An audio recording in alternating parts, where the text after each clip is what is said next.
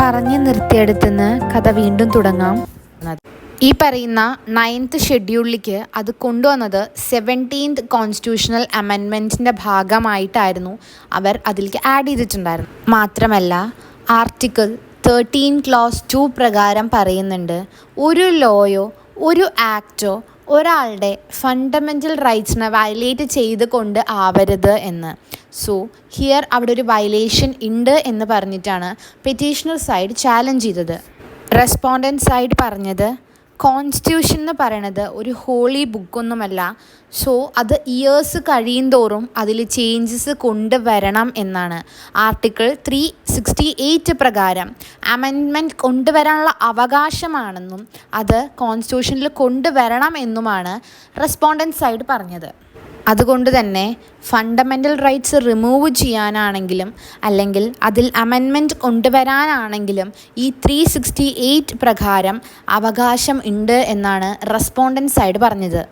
അങ്ങനെ ചരിത്രപ്രസിദ്ധമായ കേസിൻ്റെ വിധി വരികയാണ്. 11 അംഗ ബെഞ്ചാണ് വിധി നിർണയിച്ചത്. അതിനെ നമ്മൾ 6:5 2ആയി ഡിവൈഡ് ചെയ്തിട്ടുണ്ടായിരുന്നു. ജഡ്ജ്മെൻറ്റ് 2 രീതിയിലായിരുന്നു, അല്ലെങ്കിൽ 2 പാർട്ടായിട്ടായിരുന്നു.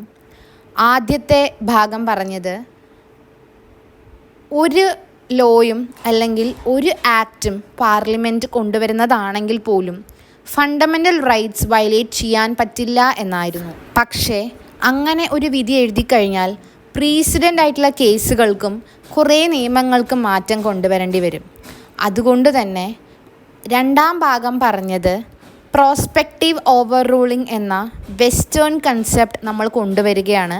അതായത് ഗോലക്നാഥ് കേസിനെ ഫ്യൂച്ചറിലുള്ള ഏതെങ്കിലും കേസുകൾ ഓവർ റൂൾ ചെയ്യപ്പെട്ടാൽ അത് ഫ്യൂച്ചർ കേസസിന് മാത്രമായിരിക്കും പ്രാബല്യം ഉണ്ടാവുക, അല്ലെങ്കിൽ ഫ്യൂച്ചർ കേസസിന് മാത്രമാണ് അതിൻ്റെ ആക്സെപ്റ്റൻസ് ഉള്ളത്, അല്ലാതെ പ്രീസിഡൻസിന് ഇല്ല എന്നാണ് പറഞ്ഞത്.